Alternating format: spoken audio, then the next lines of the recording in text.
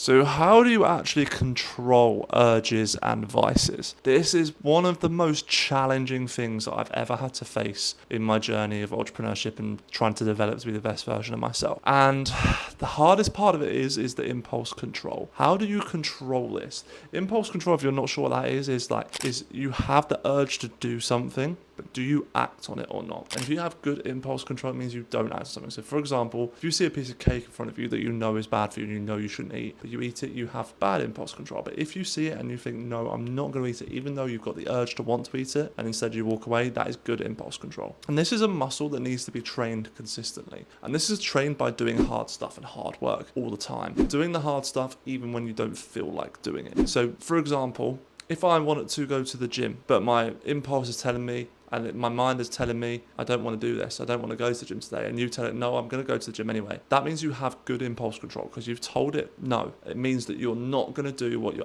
we know is actively going to be either good for you or bad for you, depending on the context, like the cake example or the gym example. Now, how do you actually control impulse control? Well, one of the hardest things to do is to control it. You cannot control impulse control. One of the greatest books that I have ever read is this book right here. It is The Chimp Paradox. And this talks about the chimp. And the chimp is your impulse control. How do you actually control your impulse control? Well, you can't control it. All you can do is manage it. And some of the managing techniques and the ways that you can do this is, number one, is you set a timer after you have some sort of impulse. For 20 minutes, you carry on doing the task you're doing currently. And then after 20 minutes, if you've still got the impulse to want to do it, then you do it then.